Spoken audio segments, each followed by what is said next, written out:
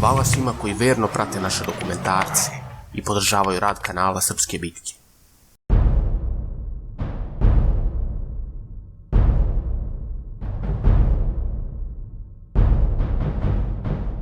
Nakon veličanstvene bitke koja je za neke srpske velikaše poput Rtka Kotromanića predstavljala pobedu, za druge je to bio težak poraz. Usledila je velika neizvesnost. Kosovska bitka koštala je Moravsku Srbiju mnogo, gotovo sve što je bilo sposobno za rat od plemstva preko najamnika do kmetova iskrvarilo je na Kosovskom polju. Njen vladar također izgubio život u borbi.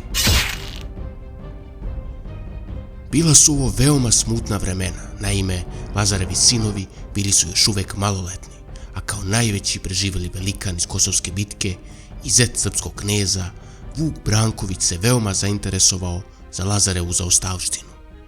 Njegov ugled je tada veoma porastao i gotovo u svim diplomatskim pismima koje je primao od stranih zemalja oslovljavan je kao legitimni vladar Srbije.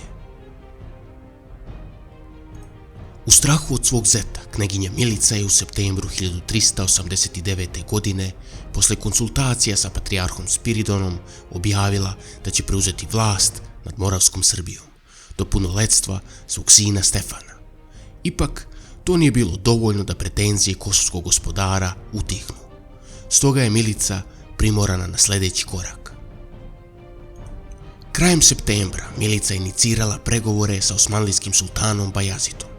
Bajazit je Srbiji ponudio vazalni status, kojim bi Srbija bila primorana da plaća danak i pomaže sultanu u ratnim pohodima. Uz to tražio je i ruku Miličine kćerke Olivere, koju će lično u Jedrene morati otpratiti njena braća Stefan i Vuk. Uz ozbiljno i kritičko analiziranje ovog predloga došlo se do zaključka da se on mora prihvatiti. Opasnost zapravo nije bio samo Vuk Branković, već i Ugari koji su nadirali preko Dunava da iskoriste ovakvo stanje stvari. Ugari su za kratko vreme uspjeli i da pokore nekoliko srpskih gradova. Odmah po sklapanju ovog dogovora mogla se primetiti njegova produktivnost. Naime, srpsko-turski odredi potiskuju Ugare i vraćaju sve izgubljene gradove. Naredne 3 godine protekle su napadima ugarskog kralja Žigmunda na Moravsku Srbiju, koja je odolevala najviše zahvaljujući osmanlijskoj pomoći i veštini Radića Postupovića, iskusnog vlastelina koji je Milici, a kasnije i Stefanu, pomagao pri ratovanju. Sa druge strane, Osmanlije su napadale Vuka Brankovića, koji je tada bio ugarski saveznik. 1392. godine oni su osvojili Skoplje i gospodar Kosova je primoran da također primi vazalne obaveze. Uprkos veoma suprotstavljenim interesima, Vuk Branković nikada nije zaratio sa Milicom i njenim sinom Stefanom. Čak izvori govore da je prisustvovao svečanom prenosu moštiju kneza Lazara u Ravanicu, što govori da je postojalo izvesno poštovanje između ove dve porodice. Već sljedeće godine Stefan je postao punoletan. Milica se povukla sa vlasti i prepustila je svom mladom sinu. Tada je se zamonašila i dobila ime Evgenija. I pored toga, ona je i dalje veoma uticala na Stefanovu vladavinu, kao njegov savjetnik. Paralelno sa tim, Bajazit nastavlja da pritiska balkanske hrišćane. Ovoga puta stradala je Trnovska Bugarska, koje su Osmanlije anektirale pod sumnjom da se udružuju sa kraljem Žigmundom, a također i proteruju Vlahe i Silestre i Dobruče.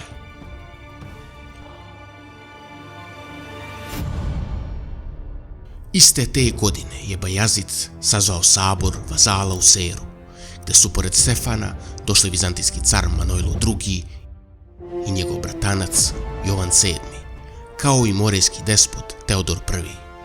Od srpskih velikaša u Stefana je tu bio i Konstantin Dragaš. Smatra se da je Bajazit želeo da likvidira svoje vazale kako bi uradio isto ono što je uradio Bugarskoj. Međutim, u posljednjem momentu se predomislio i dok je neke poslao kućama, sa nekima je osvojio Solun i Tesaliju. Kao odgovor na ovakvo Bajazidovo ponašanje, Romeji su prekinuli sve odnose sa njim, stoga je on započeo blokadu Carigrada. Paralelno sa tim, Vuk Branković počeo je da premešta svoje blago u Dubrovnik, dok je Konstantin Balšić uz pomoć osmanskih odreda zauzeo Kroju i postao gospodar lokalnih arbanaških plemena.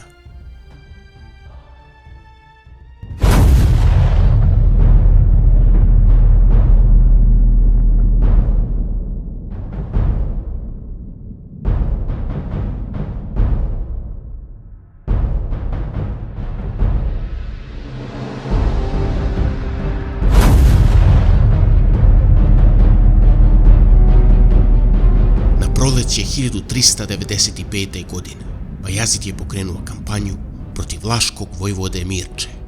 Pozvao je svoje vazale Stefana Lazarevića, Marka Mrnjavčevića, Konstantina Dragaša i Konstantina Balšića. Interesantno je da Vuk Branković konstantno ignoriše osmanske pozive i ne ratuje za Bajazidov račun, iako je njegov vazal.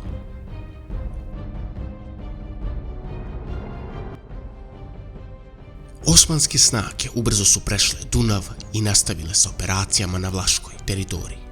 Do velike bitke došlo je 17. maja 1395. godine, nedaleko od današnjeg Kurtea de Arđeša u Rumuniji.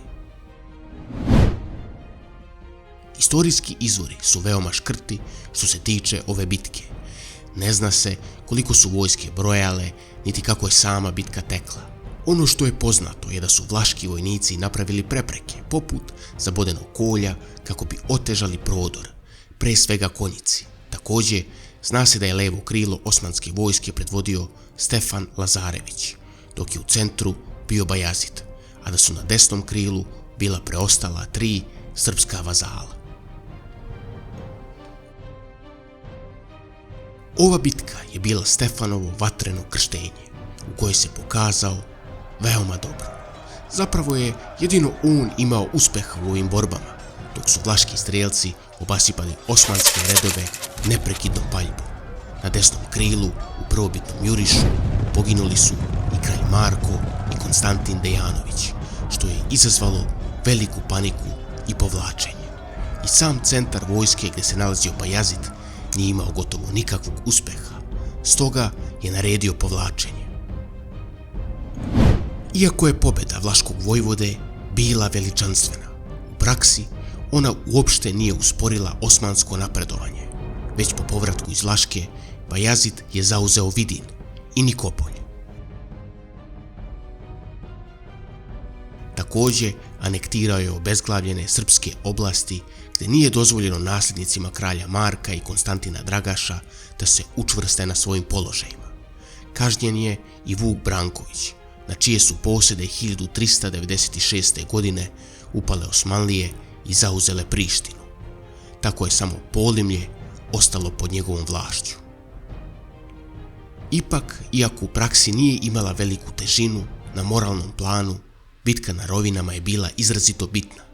Ona je pokazala da Osmanlije ipak nisu nepobedive i uticala je na pokretanje krstaškog rata na čelu sa ugarskim kraljem Žigmundom. Također, važno je napomenuti da je crkva u Notre Damu u Parizu zvonila u čast ove velike hrišćanske pobjede.